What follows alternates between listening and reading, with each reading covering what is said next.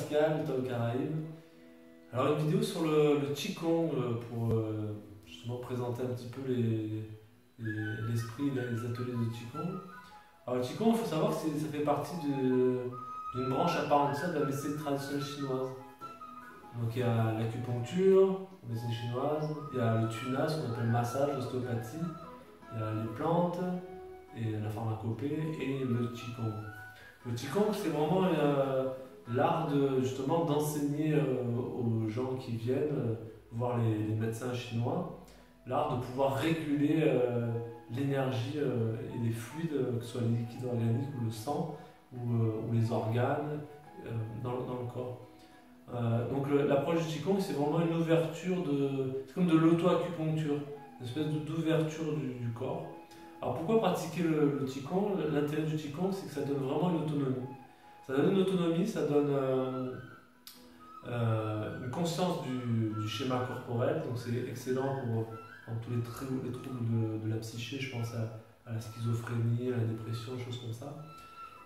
C'est vraiment pour permettre de réintégrer le schéma corporel. Ça va permettre aussi de retrouver comment utiliser le corps avec le moins d'efforts possible, en prenant conscience de l'espace qui nous entoure, en prenant conscience de la structure de notre corps, c'est-à-dire de renforcer la structure. Dans le Qigong, on a une capacité finalement à relâcher la force musculaire pour pouvoir se relier à la structure osseuse. Et alors ça, c'est très reposant et on gagne beaucoup d'énergie. À savoir, par exemple, dans le corps humain, on a deux groupes musculaires principaux. Il y a le système actif.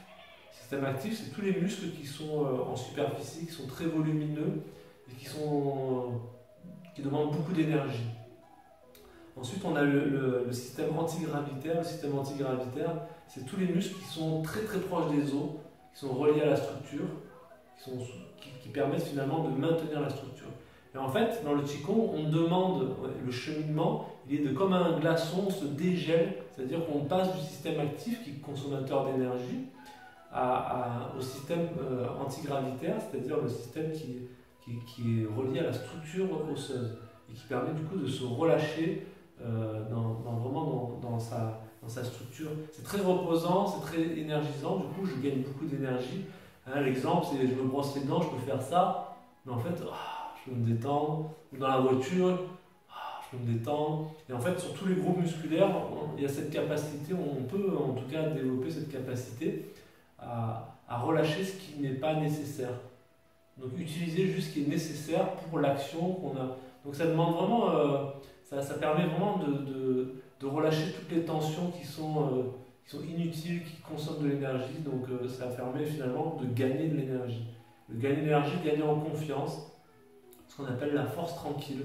C'est-à-dire que j'utilise de l'énergie, plutôt que par exemple la chemise de fer, c'est très connu, hein, si on me pousse et que je vais utiliser la force musculaire, je vais consommer beaucoup d'énergie, ça va être une espèce de combat. Alors que si je me relie à ma structure osseuse, et que dans les ateliers on développe justement tout ce qui est la conductibilité énergétique, c'est-à-dire la structure osseuse, et ce qui permet que la poussée va se répercuter si je m'ouvre mon corps, que je me mets dans le rond et dans les ouvertures, eh bien, l'énergie elle va aller là, elle va aller dans mon épaule, elle va aller dans ma colonne, elle va aller dans les jambes, et que la personne qui pousse finalement, elle va voir qu'elle pousse la terre entière, parce que je suis relié, je suis structuré, un peu comme les enfants. Les enfants qui ne veulent pas aller à l'école, c'est pas un bras qui force musculairement, c'est tout le corps. Une espèce d'unité de corps qui fait que on se dit waouh, la puissance qu'il a le gamin.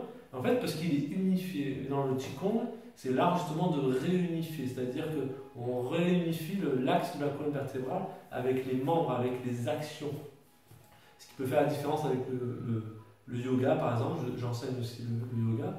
La différence, c'est que dans le yoga, on va assouplir, on va accumuler de l'énergie. Alors dans le Qigong, on va plutôt fluidifier le corps et mieux utiliser le corps dans le quotidien. Voilà. Donc ça, c'est vraiment l'intérêt du Qigong. Et ça permet aussi finalement de prendre soin de son dos. Comme je disais, les sages disent si vous voulez prendre soin de votre spiritualité, prenez soin de votre dos. Ça permet d'être dans l'autonomie plutôt que d'attendre par exemple toujours sa séance de kiné, etc. En parallèle, je peux aussi du coup pratiquer ma séance de Qigong avec des exercices de base. Des fois, il y a des élémentaux, on va dire 4-5 exercices de base. Si je prends juste 5 minutes le matin à le faire ou dans la journée, en termes de rotation du bassin, de déroulement de la colonne vertébrale, au niveau de la tête, au niveau des épaules, etc. Que je donne peut-être quelques petites percussions, que je fais quelques petites respirations, etc. Ou un enchaînement qui me plaît, que je suis venu apprendre justement pendant les stages, les ateliers sur les 5 animaux, la méthode des spirales.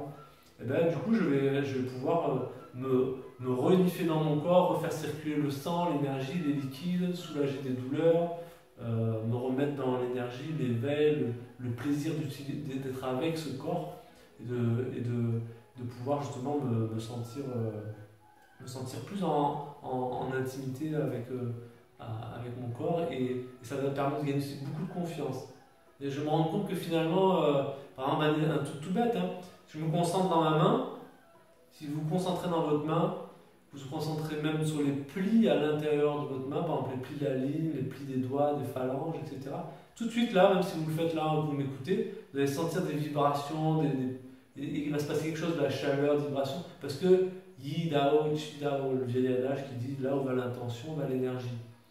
Donc forcément, le Qigong va me permettre finalement de prendre conscience de pouvoir faire circuler finalement le sang, l'énergie, les liquides organiques, mes pensées, mes intentions à l'intérieur de mon corps et même à l'extérieur de mon corps.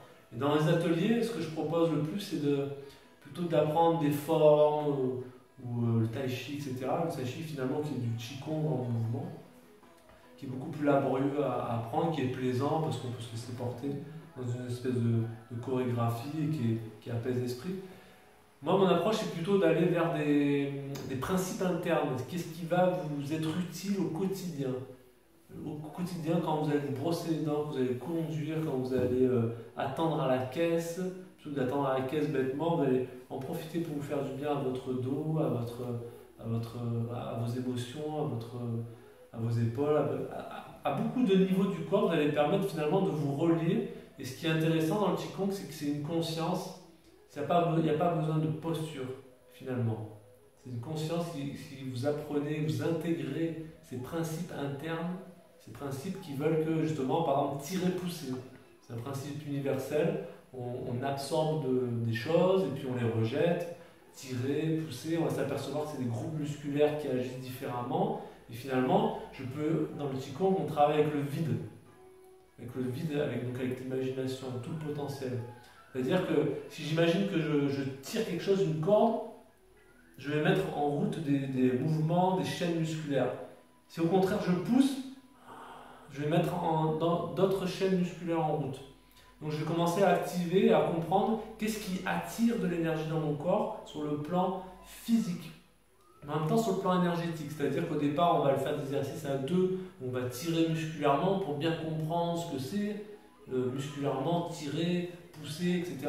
Ensuite on va lâcher le partenaire et on va travailler avec le vide. Et on va être dans l'intention de tirer. Et quand on est dans l'intention de tirer, c'est de l'énergie qui va arriver.